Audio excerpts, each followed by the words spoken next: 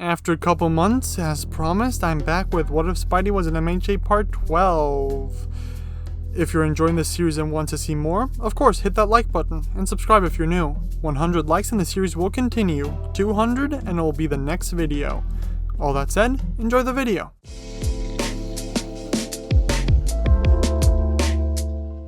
In the midst of night, two people left a police precinct. One, a woman boasting emerald hair and wearing a strange green outfit. The other, a man who in comparison wore more modest clothes and a cowboy hat. I can't believe I was done in by two little punks. The woman complained profusely as they walked, her discontent manifesting visibly as she lost control of her quirk, green sparks flying around the air. 6 years of this operation and I'm done in by two little school students? Calm yourself, little girl, the man commanded in a stern voice. I pay your bail, so best stay out of trouble. Unless we get the big man involved. You'll get the chance to prove yourself. Okay, fine. The girl scoffed, containing her anger and her quirk. With the girl back in check, the two made their way back to the base of operations, a bar with no name. They made their way down a flight of stairs that sat on the side of the road, leading to a basement area. Once they reached the bottom, they found a small green door, opening and stepping into the bar. As usual for this time of night, it was bustling with life. Criminals and lowlifes drinking to their heart's content, placing bets, and doing all sorts of unsavory activities. Yo! Welcome back, Carmilla. Thought you'd be going to the clang for sure. A man sitting around a table playing a hand of poker shouted, raising a glass to her. Ain't no way they're gonna throw me in there. I'll die before that happens. She shouted back, raising her fist in the air as if she had just won a major battle. Nice to know they can't keep us wakers down. Don't get carried away, Missy. That little failure still cost us a pretty penny. The man she walked with said, grabbing onto the girl, pulling her along to the counter before she could get distracted with her usual audience. Fancy Dan, anything happen while I was away? The man with the cowboy hat questions. He signaled for the girl to go into the back.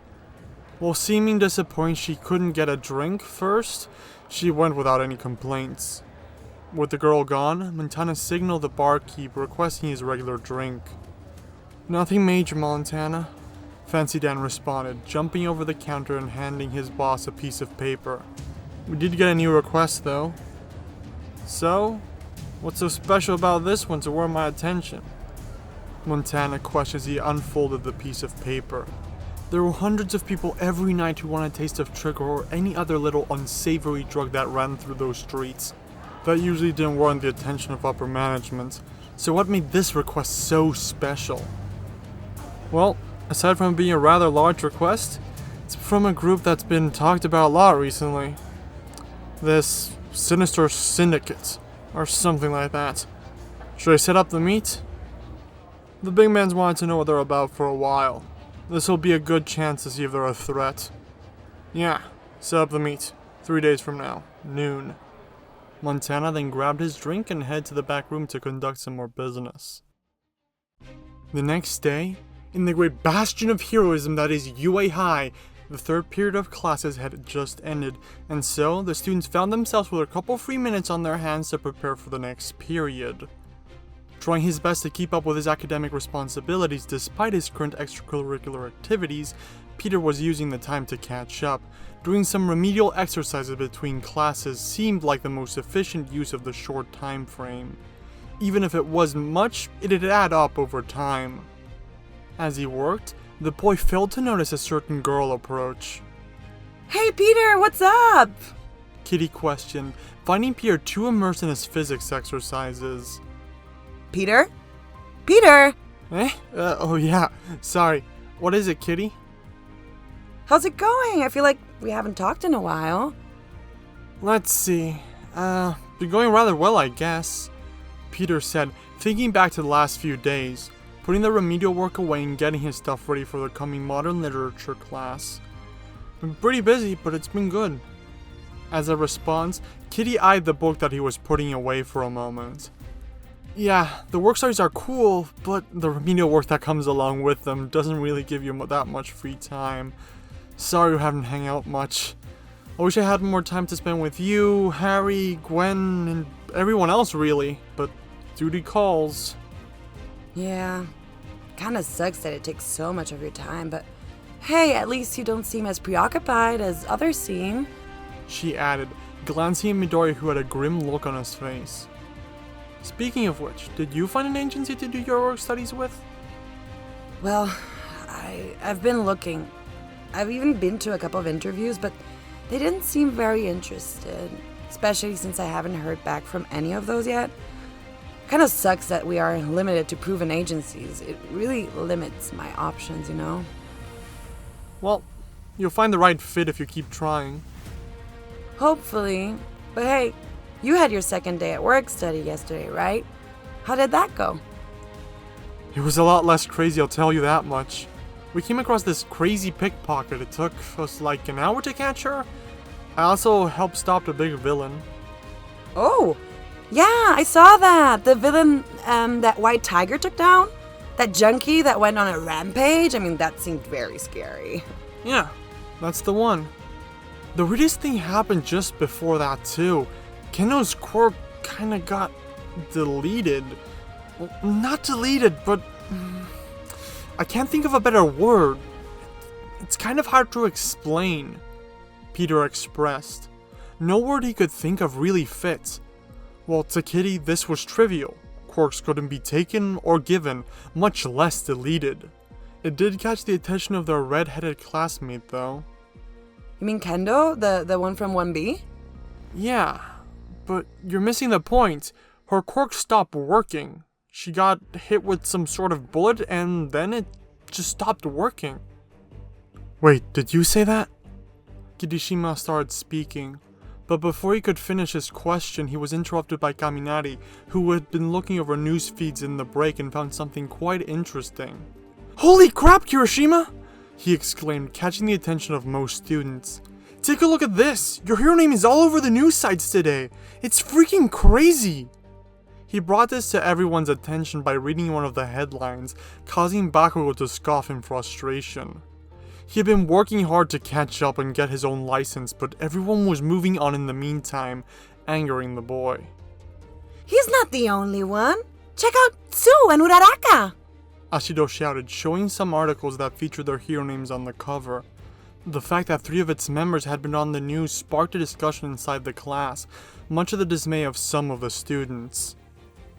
For those who weren't on the news, how are your work studies going?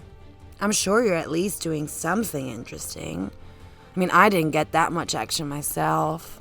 Well, aside from fighting this trash T-Rex at a dump. Kamala brought up, wanting to further the discussion and learn how things were going for her classmates. Sure, not everyone had work studies, but for those who did, it was good to talk things out. We went to Hawk's agency and helped out where we could, although we were still unable to catch up with the number 2, so all we really did was clean up after the fact, Tokoyami said, looking down at the floor, seeming slightly disappointed. Lara nodded along, agreeing with the assessment of her classmate. It frustrated her that they couldn't keep up, but at least it was something that they could work on. Peter? Kamala requested. Well, I helped a few people with directions, caught this pickpocket, and helped take down some junky villain. It was even on the news, but White Tiger got all the credit there. All we really did was contain him until he showed up, so it's pretty fair. Kamala then turned to the last person who hadn't spoken about their experience. What about you, Midoriya? Didn't you just start your internship at Night Eye Agency? I didn't do anything too flashy, Midoriya explained, his voice low. He seemed down on himself, like revisiting those experiences left a sour taste in his mouth. As far as the first day goes, it was a pretty bad one. A wave of silence made the classroom after this. There was this hint of concern in the air with the way Midoriya had spoken, but no one wanted to speak up. That was the sound that broke the silence, moving Ida to speak up. Yes, you all have your provisional licenses, and you're doing great jobs, but a student's top priority is academics. Hit those books! He brought everyone's attention back to the class. The next moment, Cementos walked in, ready to teach his lesson. As everyone took their seats for the beginning of class, Peter's phone started vibrating. He put it away for the time being, not noticing the message he had just received. After an hour, the class came to an end and the lunch period began. Peter checked his phone before heading to the cafeteria, noticing the message he had received an hour prior. It was a request to come into the agency in 2 days at 10 a.m. There weren't many more details, but it seemed rather important. Maybe it was an all-hands-on-deck kind of situation. Having received the message, he decided to pass by the teacher's lounge to request that he be allowed to go on this day. This means more remedial work, he complained to himself as he left the room. As soon as he left, Tokoyami and Laura received their own request from Hawk's agency, asking them to come in on the same day and time. Because of the little detour he took, Peter was unable to beat the lunch rush. Being stuck in line meant he couldn't spend the time finishing his remedial work, but he did run into Gwen, who agreed to help him out after class. So, once the school day ended, Peter headed to the Class 1C dorms, where he met up with Gwen. They spent the entire afternoon studying together. Thanks for the help, Gwen. You're a lifesaver, Peter said after their private lesson finished, rewarding her with a friendly hug. It's nothing, she responded. Caught off guard by the sudden show of affection, her cheeks started turning a crimson red. No, seriously, I heard Kirishima and some of the others are going to get extra classes. I have enough on my plate, so I don't want to fall behind. Oh, you have to go to the work study in 2 days, right? How about we do some more studying 2 days after? Sorry. Aunt May asked me to babysit my brothers then. How about the day after, or maybe 3 days after? I'm free then, he suggested. I can't. How about Sunday then? Sunday works. Great. See you then.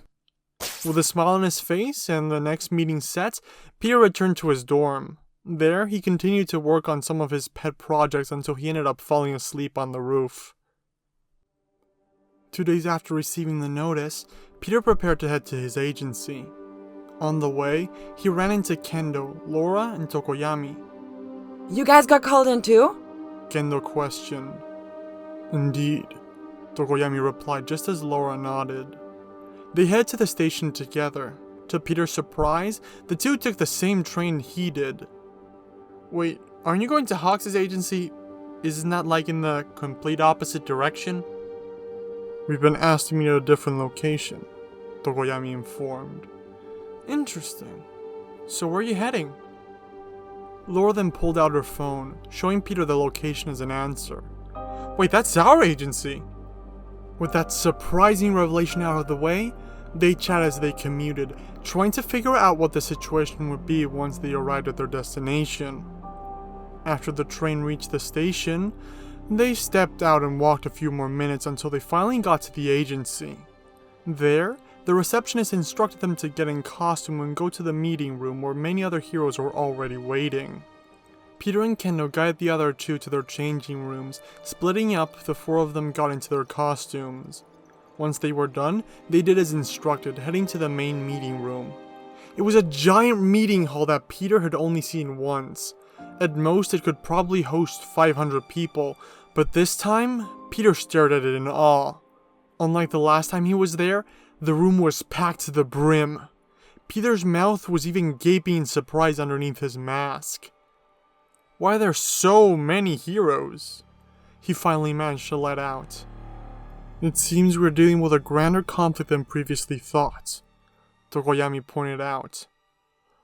Amongst the big crowd, Peter managed to spot a familiar face.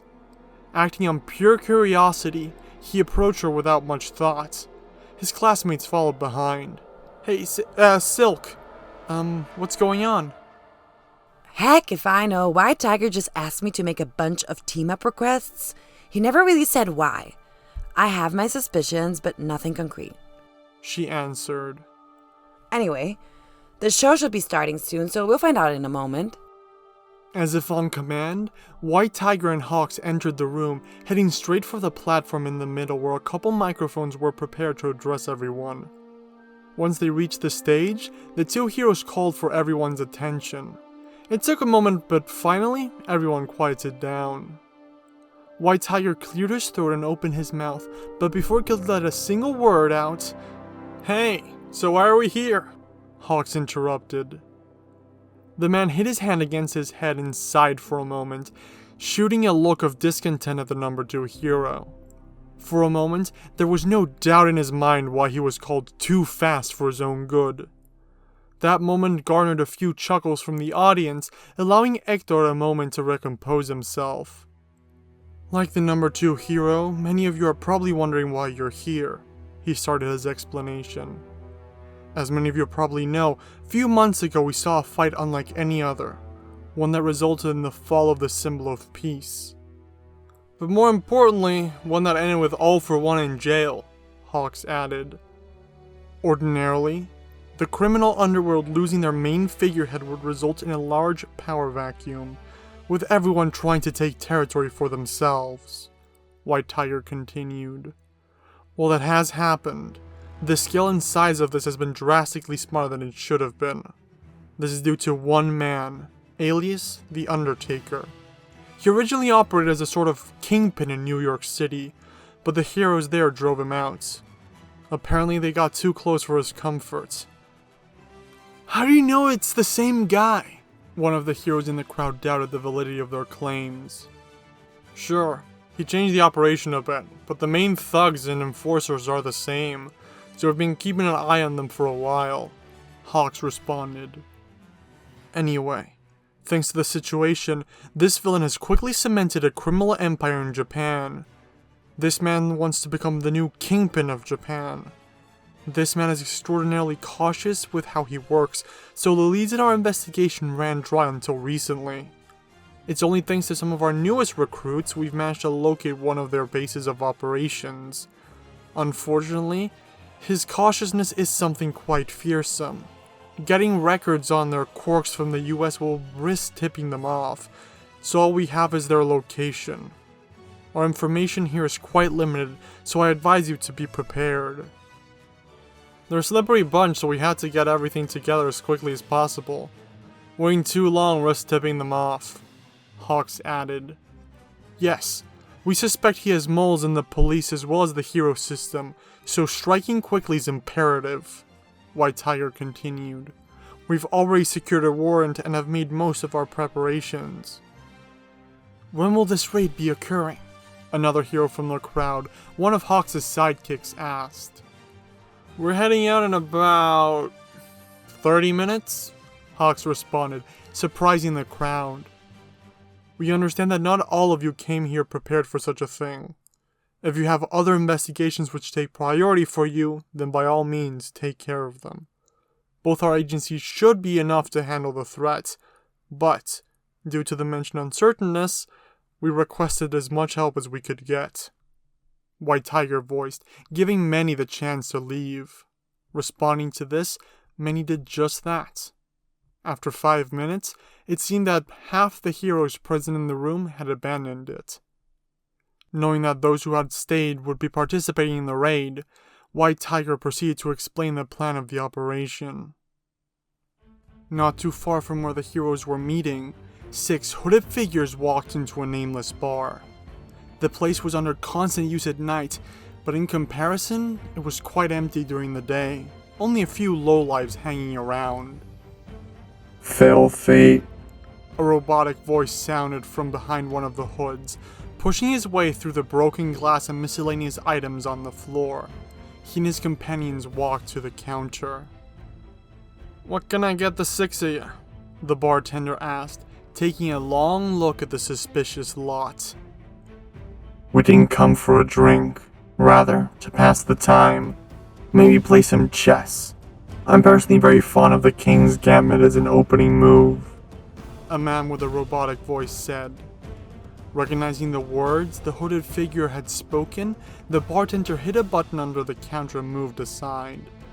The door behind him swung open as the group entered the back room. Once they entered, they found a relatively big room filled with different supplies, most for the bar, others for their less legal endeavors. Thanks for coming all this way. You can drop the cloaks now. We'd like to know who we're doing business with. Full transparency. A man with a cowboy hat requested. He was sitting on a chair, seeming quite relaxed. I can appreciate that. The man with the robotic voice removed his cloak, revealing a green robotic body. His companions followed suit, dropping their disguises as well. I was hoping to finally meet this master planner of yours, not some tin can. The master planner is far too busy for these simple transactions. I represent the Sinister Syndicate's interests. The living brain said after assessing the situation. As expected, he was conducting business with someone intelligent enough to not show themselves and use a proxy instead. Not only that, but their proxy had brought some enforcers with them as well. Good thing contingencies were one thing he had in spades. Disappointing, Montana whispered. He wanted to assess how dangerous the leader of this new rising organization was to his boss's underground organization. I assure you, the disappointment is mutual. I was hoping to meet Mr. Fisk himself. Noah meets the big man, especially not in your first meeting. Montana shot the robot a killer glance, jumping up from his seat and pointing at the robot. Responding to this movement, his posse reacted, getting ready for battle. You don't get to say his name either, Montana added, sitting back down. Acting accordingly, these Sinister Six stood down themselves. Then the same conditions apply for you. If you wish to meet the Sinister Syndicate's head, then you have to earn our trust first. Although both parties had stood down, the atmosphere still remained tense, both parties eyeing each other carefully, ready for any sudden movements. Are we doing this deal or what? The girl with green hair asked, breaking the silence after a solid 5 minutes. You know, some of us have places to be and things to do. We're waiting for a mediator to show up, Montana responded calmly. Why bother? It's a simple deal. We give them the drugs, and they give us the money. Both of our organizations are relatively unaware of what the other is capable of. While our interests align, in a business sense, we do not know if the other is trustworthy or will work against us. The goods or the money being counterfeit would be the premier example. In order to make sure nothing goes awry in such a fashion, we're having an unrelated third party to mediate the transaction of goods.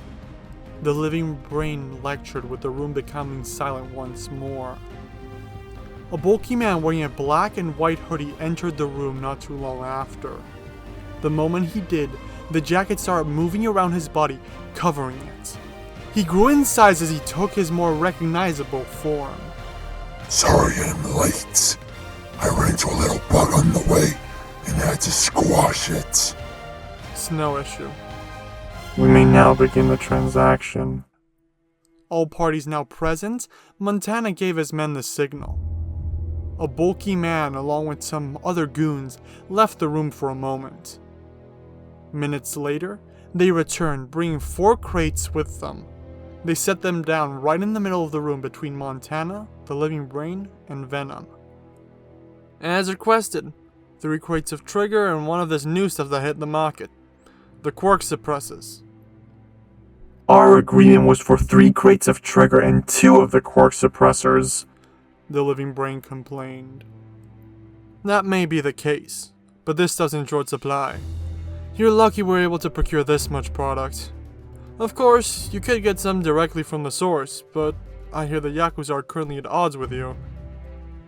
The robot fell silent. It was disadvantageous that they couldn't acquire as much as they needed, but some product to analyze and utilize was better than none. This will be reflected in the payment. Seems fair. With the products being shown, Venom stepped in, opened up the crates and started inspecting its contents. First, he fell through the boxes, quickly counting the amounts. Then, he took a vial from each container, inspecting them thoroughly. After concluding it was the real deal, he closed the crates back up, preparing to move them later. "You've seen the product. Now where's the cash?" Certainly.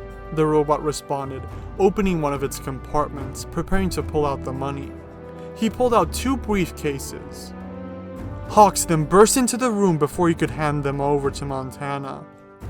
"Sorry to crash the party, but I lost my invitation," he said, White Tiger, Johnny, Peter, and the others coming in close behind. Their job was to secure the main entrance of Move In. Of course, they weren't expecting to find something like this going on. Behind them were a large group of police officers and sidekicks who had stopped at the bar, making sure the criminals that were enjoying themselves out there didn't do anything too rash. Are you setting us up? Electra immediately questioned. After all that talk about a mediator before and now, the hero showed up. Expecting something to go down, she started juicing up. Bolts of electricity manifested out of her hands, ready to be fired at a moment's notice. In response, the heroes rushed at the villains, intent on subduing them before they could counter or do anything tricky. Electro's preparedness already had everyone on edge. The moment he entered the room, Peter's gaze quickly flew across it, landing on Venom. Seeing him among the crowd, anger swelled inside of Peter. Anger which he focused into his attack. Without a moment's delay, he swung towards Brock. He hated this man. He would take him down. As the heroes charged into the room, Electro shot her blast at them. She made contact with most of the heroes in the room, momentarily stunning them. But 2 among them managed to evade the blast, those being Hawks and Peter. Seeing what Electro had done, Peter had to change his focus to her. It wasn't an idea he liked, but for the sake of his friends, for the sake of the whole operation, he had to ignore Venom. He changed his web shooter settings on the fly as he charged, preparing the insulated variant. Electro types were quite common, and having one of them to spar with, Peter had already prepared a contingency.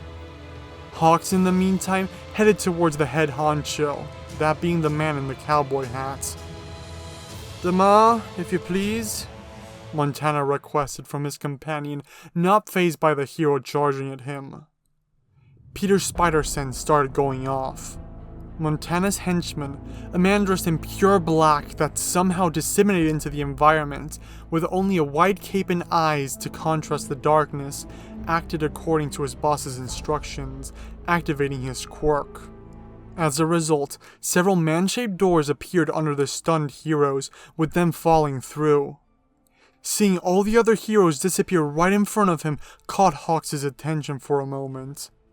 A portal appeared right between him and Montana as he wasn't looking, causing Hawks to be swallowed up as well.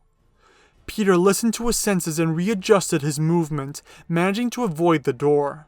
However, another one appeared as he adjusted his course, so he readjusted, evading another door. All the enemies in the room gone, Electro stopped her attack. At this point, having expelled all his energy to open this many portals, the doorman fell to the ground exhausted. It allowed Peter to seek asylum, with him jumping into the corner of the roof. "Where'd they go? What did you do to them?" Peter questioned, staring at where his friends were moments ago in disbelief. Worry crept up inside him, but it was kept down by the knowledge that they were all good fighters. Right now he needs to focus on himself. "This ain't just some simple bar, Spider. The building stretches much further than that underground. My associate Demar here, or as he prefers to be called, Doorman, has the ability to create doors between any space in a building, linking everything up. It's quite useful if you want to move around quickly, or to split up the enemy," Montana explained. "Speaking of which, we should probably send our friends some company. Want to keep them entertained. After all, we are good hosts." Struggling back to his feet, Doorman obliged his boss's request. He grabbed a vial of trigger and injected himself, needing the extra power. In the next few moments, most of Montana's forces were gone, sent to deal with the other heroes. Doorman himself disappeared as well. Allow my compatriots to deal with the arachnid. the robot offered now that all of Montana's forces had left the room. Much obliged, Montana said, inviting the living brains to finish their business in another room. Hearing their course of action and taking it as orders, the living brains' companions prepared themselves for battle with Montana and their leader stepping into the next room. Rematch time. Electro let out. This seems like fun. Mind if I jump in? Ah, poop. 6 of you? Again? Hope you liked the video and the direction we're going in with a bit more of an original arc parallel to Izuku's. If you did, don't forget to hit that like button. Again, 100 likes for this, well, for the next part to be unlocked. 200 if you want it to be the very next video. And yeah, with that said, leave a comment please, tell me what your thoughts are and what series you want to see come back, because with a lot of work, I'm planning on bringing back everything. And yeah, see you next time guys. Bye!